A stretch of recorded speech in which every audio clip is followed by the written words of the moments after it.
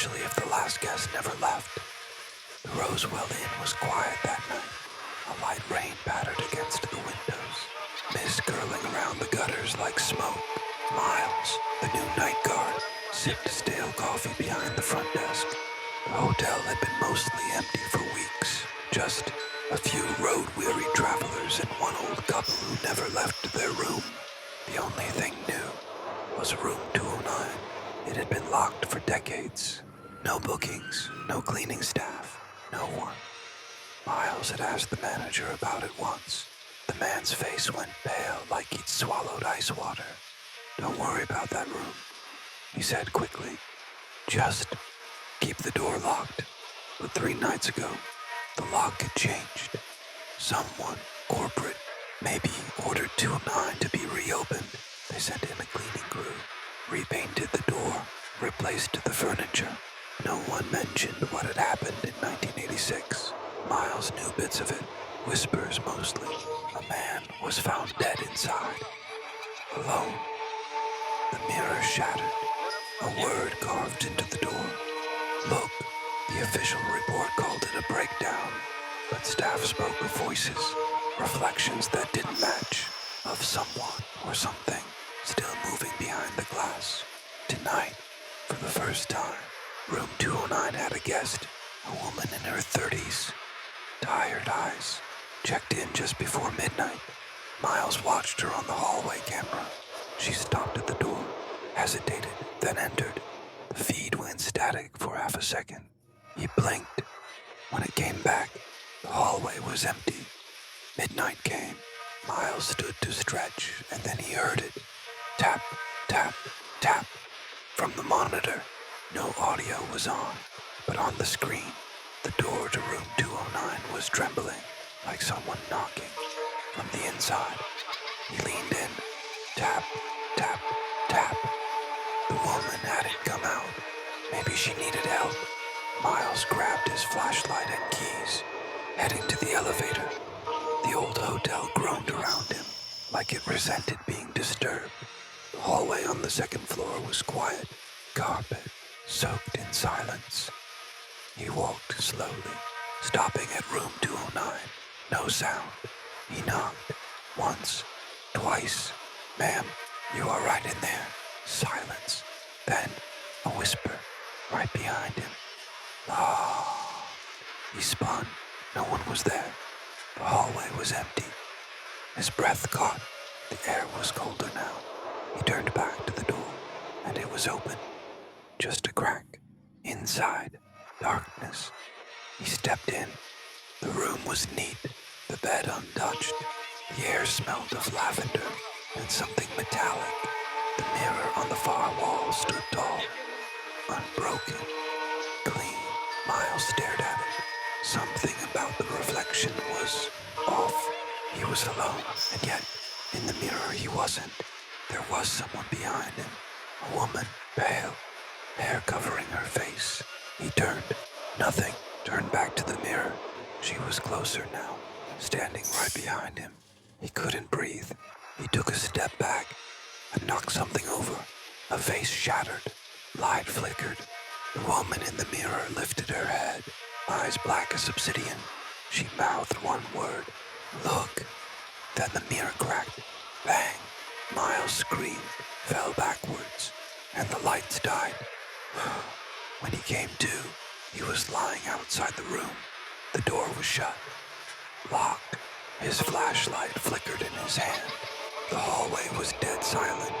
He looked at the door again, room 209, and there, carved into the wood, a fresh word, just one: stay. Some mirrors don't reflect reality. They reflect what they want you to see. Miles didn't go back to room 209 that night. After waking up outside the door, shaken and gasping, he staggered back to the security office like a sleepwalker, heart pounding, mind reeling. The word "stay" still burned in his eyes. He didn't file a report, didn't mention the mirror, or the woman, or the reflection that moved when he didn't. Instead, he told himself he was tired, too much caffeine, or not enough. But when he rewound the camera footage the next morning, something was wrong. The hallway feed cut out at exactly 12:09 a.m., right when he entered the room. It didn't return until 12:47 a.m., almost 40 minutes of static. But for a split second, just before the feed died, he saw the door creak open, and from inside, a pale hand reached out, then darkness. The next night, the guest from room 209 checked out early. The woman, Miles never learned her name. She looked tired, more than tired. Her eyes darted behind her as she walked, like she expected something to follow. She didn't say goodbye, didn't take her refund, just left. By the third night, room 209 was booked again. Miles didn't protest, but he watched closely. This time it was a young couple, mid-20s. Road trip energy, cheap wine in hand, smiles too wide. They laughed walking down the hallway, joked about how creepy the old place felt. Room 209 swallowed them whole, and by 2 a.m., Miles was staring at the monitor again, waiting. Nothing happened. Then at 2:17 a.m., the door opened just a crack, and the couple walked out, except only the woman turned toward the elevator. The man paused, turned to face the mirror hanging at the far end of the hallway, stared into it, didn't blink. Then he reached out and touched the glass. His girlfriend called his name. He didn't move. She tugged his arm, pulled him away. He followed, but kept looking back. Miles leaned in, rewound the footage, paused at the moment. The man touched the mirror. There was something off. The reflection didn't match. The man's hand was on the mirror, but in the glass, the reflection was smiling. He wasn't. By the end of the week, Miles started digging. He asked the cleaning staff quietly what they knew.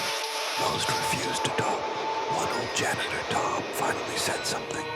Room 209, he muttered, eyes darting around. That's the one with the mirror. What mirror? Miles asked. Tom shook his head. It's not part of the building. What do you mean? He leaned closer, voice dropping to a whisper. They brought it in from the Ashfield estate. Back in '85, owners said it was antique, hand-carved frame, real gold leaf. But weird stuff started happening. Housekeeper vanished. Guest found dead. Wrote, look, on the wall in his own blood. They closed the room for 30 years. Miles swallowed hard. Why reopen it now? Tom gave a bitter laugh. Probably forgot. Or figured ghosts don't scare people anymore. He looked Miles in the eye. Don't look too long into that mirror, son. It remembers you. That night, Miles returned to the hallway. Alone. Room 209 was empty again. No guests. The door was locked, but he wasn't after the room. He stood at the far end of the hallway, where the decorative hallway mirror hung. The same one from the camera feed. The one the man touched. It looked ordinary, framed in carved black wood, with delicate swirling patterns. Almost floral, but the longer he stared, the colder the air felt. His own reflection stared back, but the lighting was strange, dimmer, like the hallway behind him was darker in the reflection than it really was. He took a step closer. His reflection didn't move. He froze. Goosebumps prickled his arms. Then, the reflection smiled. He didn't. Miles stumbled back. The smile vanished. His reflection returned to normal. He turned and fled. That night, he dreamed of the mirror, of waking up inside it, trapped, screaming. But no sound came out, only silence. Outside, people walked by, didn't see him, didn't hear the knocks. He clawed at the glass, begged someone, anyone, to look, but they never did. He woke up gasping, hands pressed to his own bedroom mirror, his breath fogging the surface, and behind him, a shape moved. Some objects carry memories, others carry something worse. It was past midnight when Miles found himself deep in the archives of the town's historical society. Dusty shelves, flickering fluorescent lights, and the soft hum of silence. just the way forgotten places should feel. He didn't tell anyone where he was going, didn't tell them what he was looking for, but he couldn't stop thinking about that mirror and the name Tom had whispered. The Ashfield estate. The records weren't digital. Everything was on paper. Boxes and boxes of old permits, handwritten notes, and faded photographs. Finally, under AC, abandoned properties, he found it. Ashfield Manor. Built 1891. Demolished 1996. Location, Lakewood Ridge. Last owner, Dr. Evelyn Ashfield. Miles flipped through the yellow documents.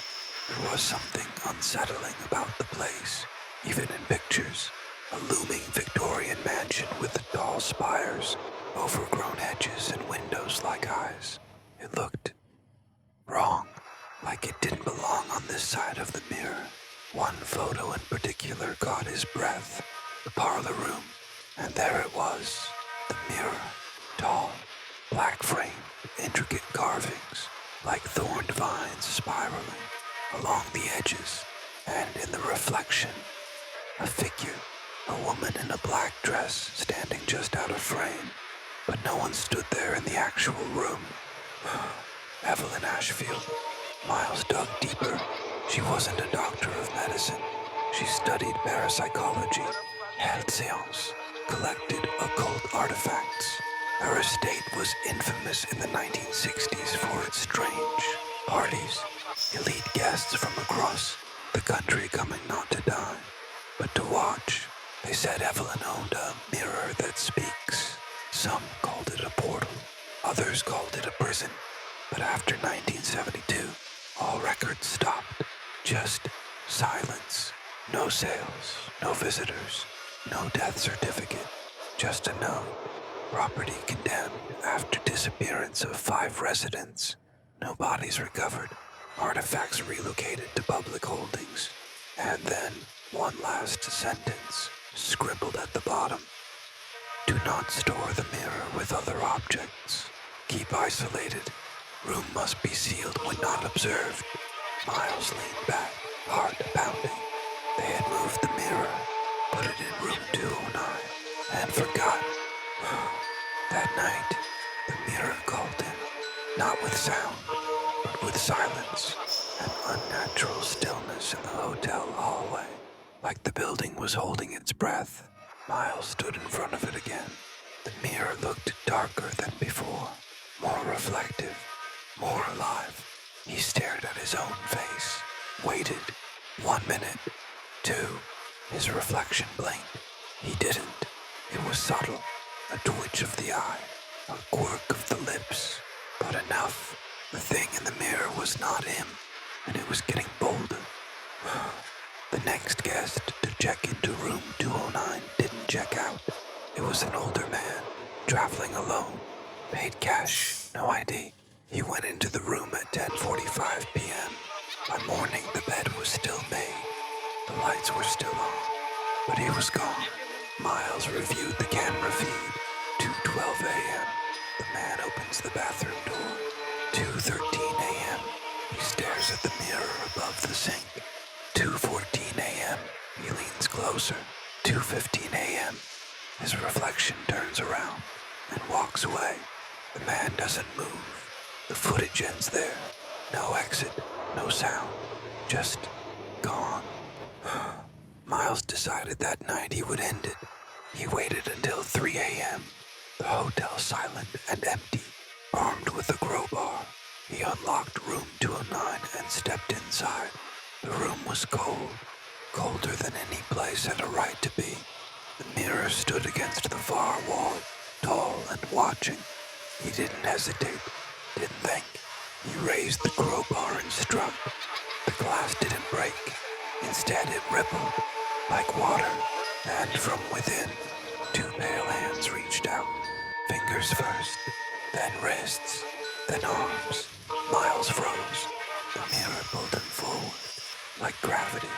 His feet slid, his vision blurred. A whisper filled the room, soft and chilling. Stay. Then the lights went out. Miles woke on the hotel floor. Room 209 was empty. The mirror was gone. In its place, a wall, plain, white, as if it had never been there. He stumbled outside, looked for Tom, for anyone. But the hotel was empty. No guests, no staff, no records of room 209, no mirror, no footage, no Miles. Back at home, days passed, then weeks. Miles tried to move on, told himself it was all in his head, until one morning, brushing his teeth, he noticed something. In his bathroom mirror, his reflection blinked twice, then smiled, but he hadn't moved. Some people go missing, others are replaced. Miles had always been sensitive to quiet, not the peaceful kind, but the kind that feels too quiet, as if the world itself has stopped to listen. And lately, that's all his life had become. Stillness, muted sounds, people avoiding his eyes, as if they knew. It started 3 days after room 209 vanished. He was back at his apartment, brushing his teeth, when it happened again. That mirror, his reflection blinked twice, then smiled, but Miles hadn't moved. He leaned in, testing it, raised his right hand. The reflection raised its left, perfectly mirrored. Good. Then he raised his left hand, and the reflection smiled wider and didn't move. He dropped the toothbrush, stepped back, but the smile lingered a moment too long, almost delighted. That night, Miles dreamed of the hotel, except that the halls were longer, darker, endless rows of doors with no numbers, and voices whispering from behind them. He stopped at 209. The door opened on its own, and inside was himself, but older, or maybe thinner, or maybe not him at all. The other Miles turned around and said, "You're not supposed to be here yet." Then the door slammed shut. He woke with a nosebleed and 5 missed calls from Tom. Tom's voice was panicked on the voicemail. "They're not people, Miles." I looked into it. The mirror, it doesn't just take, it copies, then static, and then one last thing. They call them the silent ones. You don't hear them come in, but once they do, you're already gone. Miles didn't go to work that day. Instead, he drove out of town, into the woods where Ashfield Estate once stood. There was nothing left now, just trees, dirt, and silence. But under the surface, something waited. He found the old foundation, broken bricks, scorched stone, and in the center, half buried in the earth, a shard of glass, dark, reflective. He picked it up, and instantly he felt cold. Not cold on his skin, but cold inside his thoughts, like something else was watching him from within his own mind. That night, Tom disappeared, gone from his apartment. No signs of forced entry, no blood, no mess, but on the wall, in black marker, he smiled at me in the mirror. But it wasn't me. Miles was running out of time. He knew what the mirror was now. A door, a trap, and a factory. Whatever it took, it copied, left something behind. Something quiet, something waiting. He started seeing them. People in crowds who didn't quite move right. Neighbors who didn't blink. Co-workers who smiled too long. At the grocery store, a child stared at him, unblinking, until their mother turned the card away. At night, footsteps outside his apartment, but never any voices, because they didn't speak. They never did. The silent ones. One night, Miles stared at the shard of glass again, and this time he asked it something. "What do you want?" The reflection smiled and whispered without sound. "To be real, some doors aren't meant to be locked. Some mirrors don't reflect. They remember." Miles didn't sleep much anymore, not because he was afraid of nightmares, but because he wasn't sure if he'd wake up as himself. Since the shard entered his life, reality had shifted, slightly, barely, but enough. He knew the creak in the hallway usually happened at 2:13 a.m. Now it came at 2:09. He always left his shoes by the door, heel to heel. Now, every morning, they were turned toes in, and his reflection, it never blinked first. He tried to destroy the shard, smashed it with a hammer. It didn't break, tossed it into the river. It came back, on his pillow, dry, waiting. He visited a local library in a town called Marlow Creek. Quiet, forgotten, where old archives still existed on microfilm. There, between dust and forgotten ink, he found it. A case from 1912. A man named Edwin Rourke died in a hotel fire. Witnesses say he was seen in 2 places at once, outside the building, and screaming inside a locked room on the 3rd floor. Room 209. They pulled his body from the ashes, but the man's family swore he'd already been buried. Miles started putting tape on the mirror in his apartment, a thin line across the middle. If it shifted, he'd know, and it did. Every morning just a little, like the mirror was breathing. Then, one night, he saw himself again, not in the mirror, but across the street, standing in the shadows beneath a flickering lamp. Same jacket, same posture, except he wasn't holding anything. Miles was. The shard. He held it up slowly, watching. The figure across the street raised an empty hand, then waved, but the wave was wrong. Too slow, too wide, too calculated, like it was remembering what humans looked like. Miles stepped back. The light flickered, and when it came back on, no one was there. He called a woman from the archive office, Mary Sullivan, mid-60s, sharp eyes. She listened quietly, then asked, "Did you touch the mirror when you found it?" Miles hesitated. "Yes," she sighed.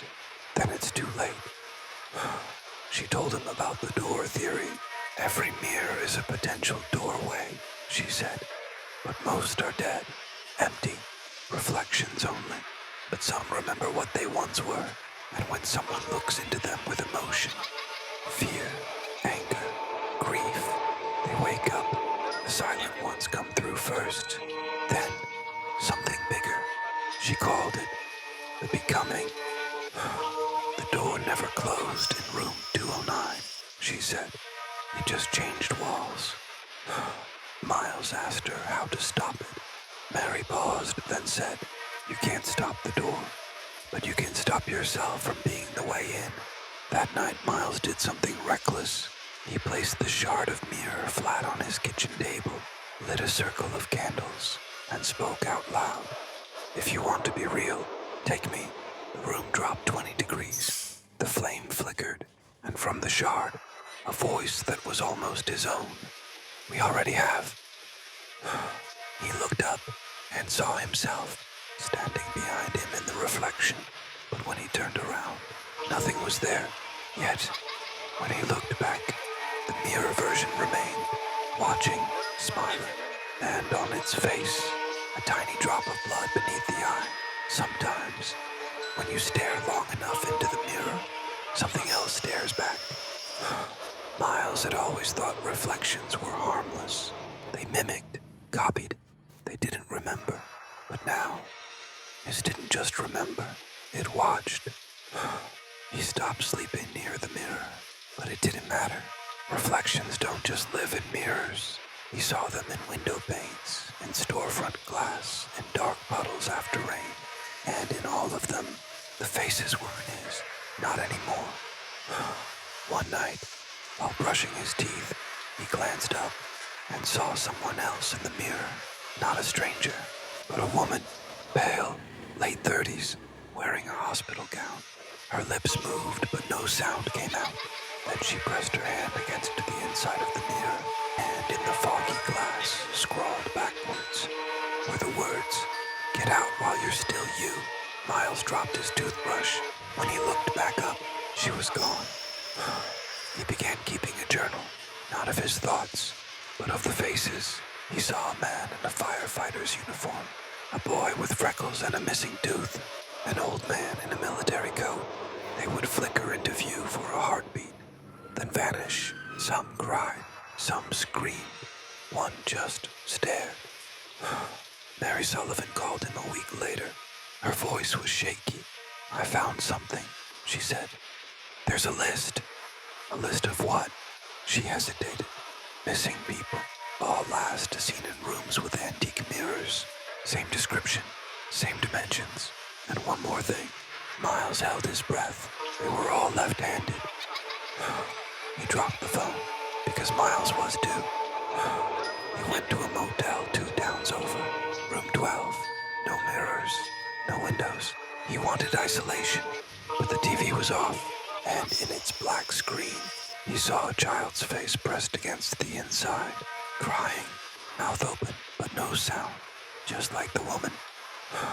He smashed the TV, glass everywhere, and beneath the static, a whisper.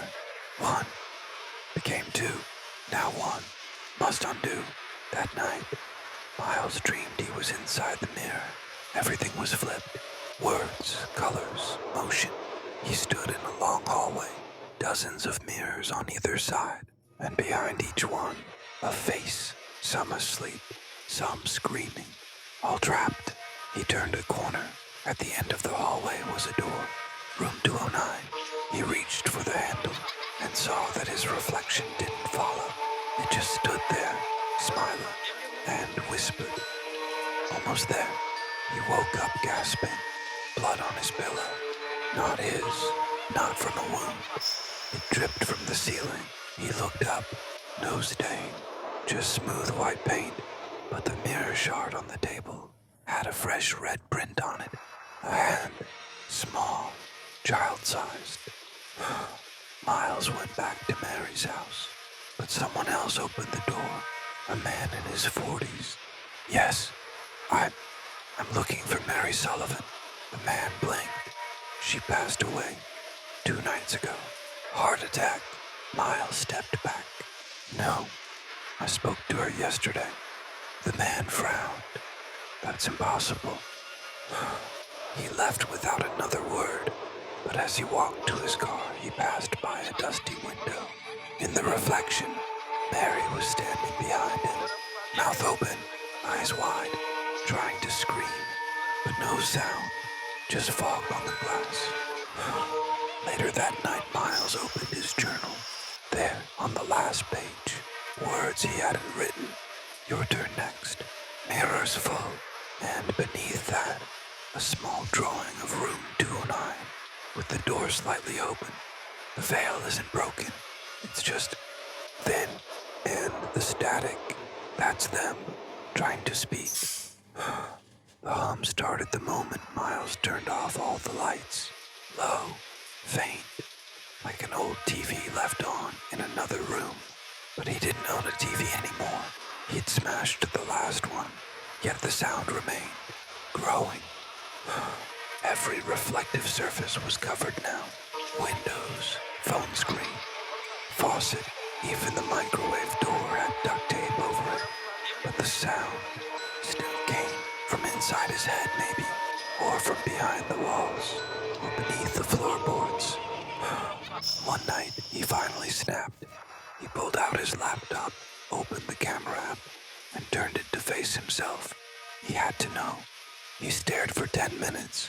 Nothing, just his pale face, sunken eyes, until the screen glitched for a second. Just a flicker. His reflection smiled, but he didn't. He slammed the lid shut, and there it was again. The static, louder, not from the laptop, but from the closet. He stepped closer. The sound grew, not just static. Voices, children whispering, a woman humming, a man sobbing, and then a hissed word. "Come." The closet door creaked open. Darkness, but deeper than ordinary dark. It seemed to move, to breathe. He reached for the light switch. Nothing, just a static and a faint, glowing rectangle at the very back. A mirror, one he didn't put there. He stepped inside. Each footfall was muffled. like stepping through thick fog. The mirror at the back shimmered. He could see something inside, not a reflection, but a room, flickering like an old VHS tape. Room 209, the bed, the old lamp, and someone standing in the corner, facing the wall. He reached out to touch the mirror. The glass was warm, and it pulled slightly, like suction, drawing him in. His phone buzzed. A message. No number. Just one sentence. Do not enter. Static is a trap. He stepped back, breathing hard. The mirror rippled once, and the figure inside turned. Only, it didn't have a face. Just TV static where its head should have been. Buzzing, shifting. It raised one hand and mimed, tapping on glass. Miles slammed the closet shut, but when he turned, all the mirrors in the room were uncovered, the tape gone, and in each one, that same figure, head made of static, reaching out, watching. He ran outside, midnight air, cold, silent, but even in the puddles on the street, in the car windows, they watched, they whispered, and he began to understand.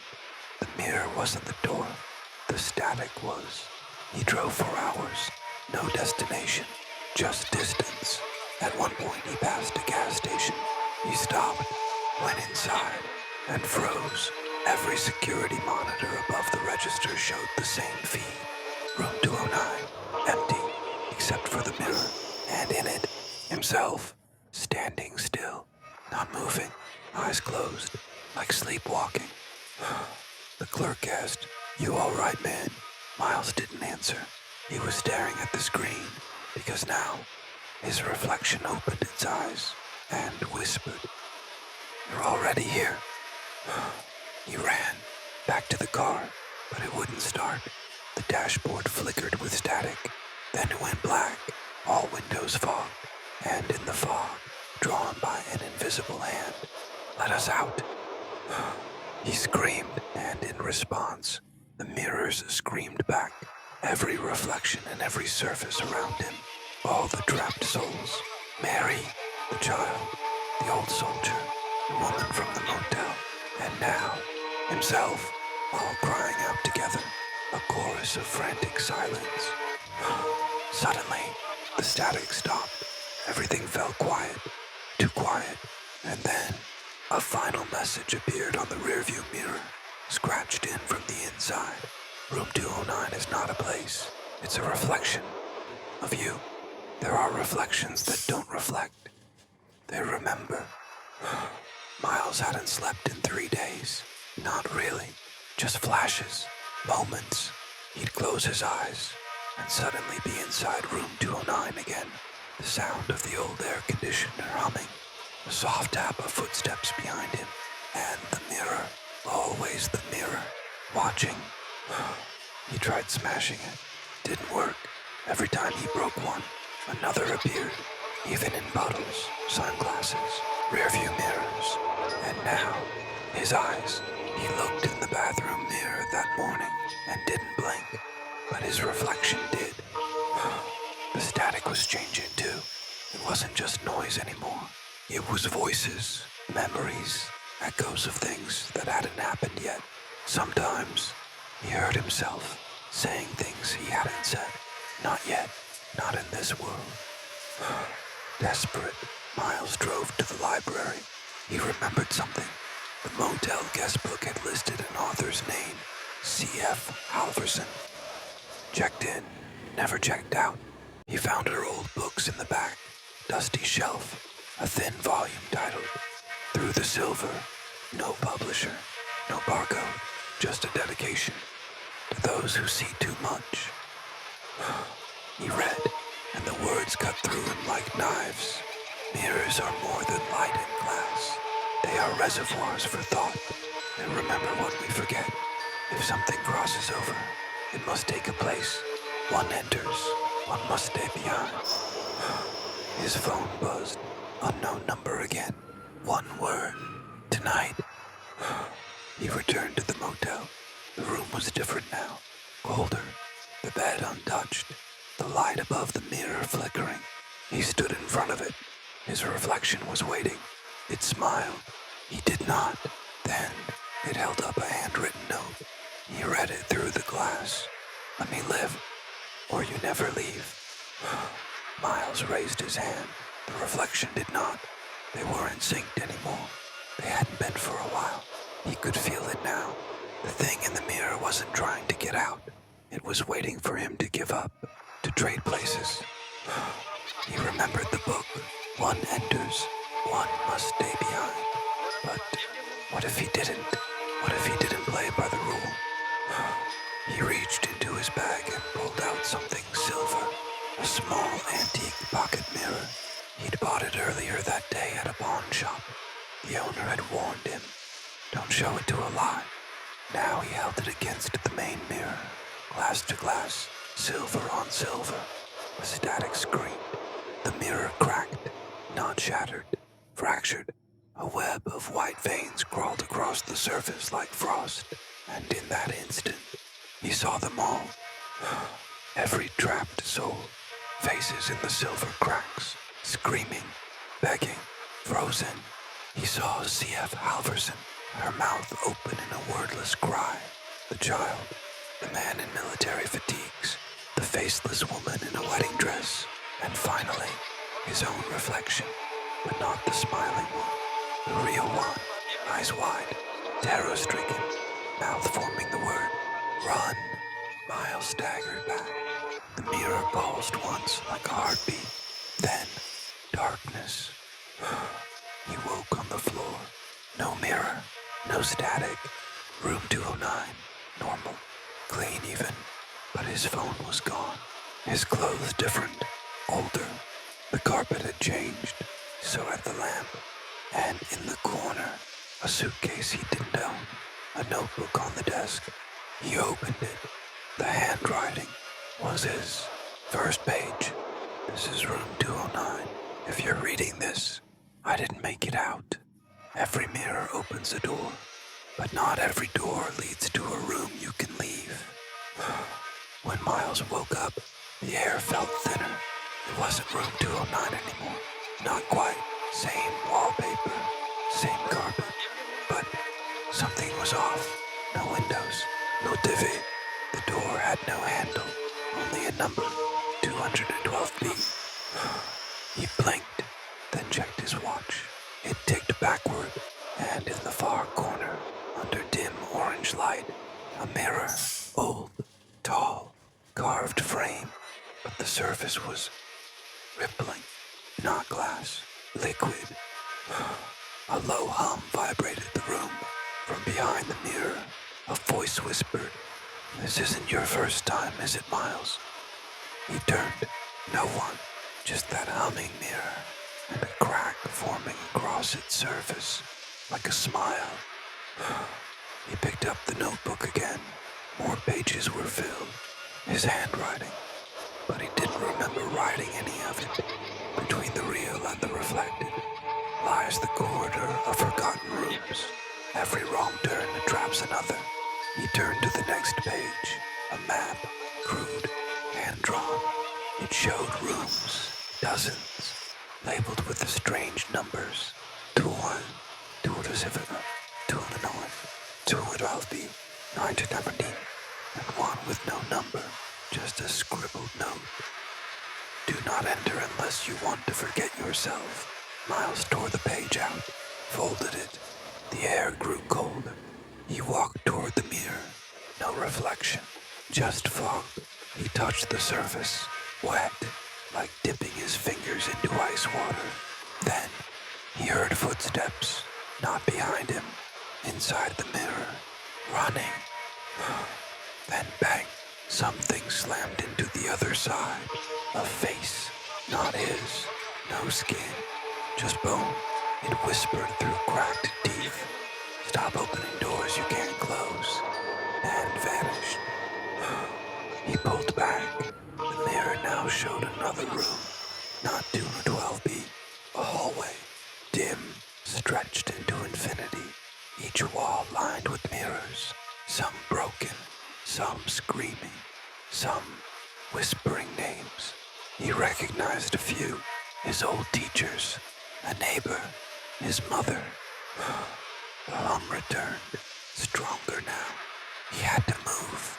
He gripped the doorknob, but there was no doorknob, only a keyhole in the shape of an eye. The mirror flickered again, now showing a version of himself, but older, tired, hands trembling. The older Miles looked straight at him, held up a sign. You let it in. Now it wears your face. Do not trust what looks like you. Then bang, the door behind him exploded open, not into a hallway, not into a room, but into blackness, endless. And from the dark came a voice he knew too well, his own, calling out, Miles, come back. We're not done yet. He turned toward the door, then back to the mirror. It now showed room 209 again, but this time the reflection had a guest. Him, sitting calmly on the bed, smiling, waiting. Miles took a breath and stepped into the mirror. The surface gave way, like water, like air, and as he fell through, he heard the pages of the notebook flutter behind him, turning, writing themselves. The last line before it closed. Room 209 is just the beginning, but where it ends, you won't recognize the man who walks out.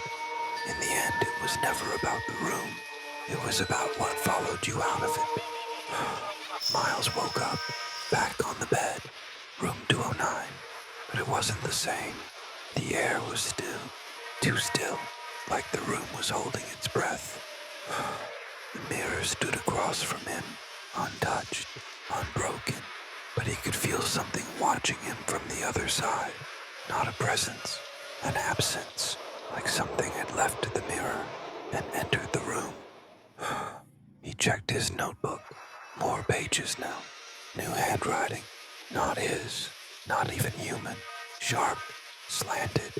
Light carved into the page. You crossed over. Now you carry the reflection inside.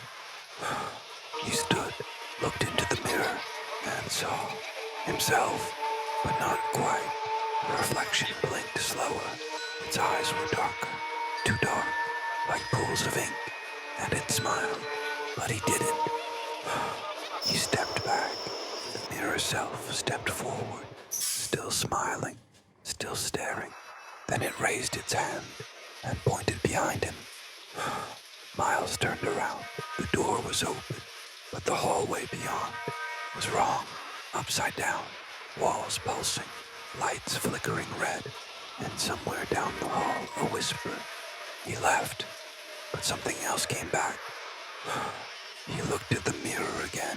It now showed the hallway too, but no door, no exit, just endless mirrors, each with a version of him, older, younger, smiling, crying, screaming. And then a knock at the door, soft, once, twice, then silence. Miles approached. The hallway was gone, just blackness. Then, slowly, from the dark, a figure stepped forward, hunched, tall, its face blurry like smeared paint, but it wore his clothes, his face, kind of. It raised a hand, knocked on the doorframe again, then whispered with his own voice. You left the door open, Miles. It came through. Now we share the same skin. Miles backed away, but the notebook flew open. A final page written. Only 4 words. Never trust the mirror. He looked up.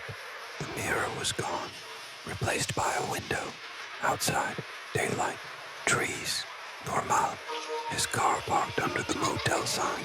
He blinked. He was out. He was back in his car, driving. The sun was rising. The motel in the rearview mirror. Room 209 behind him. Everything felt normal, except his reflection in the mirror didn't blink when he did. And it was smiling.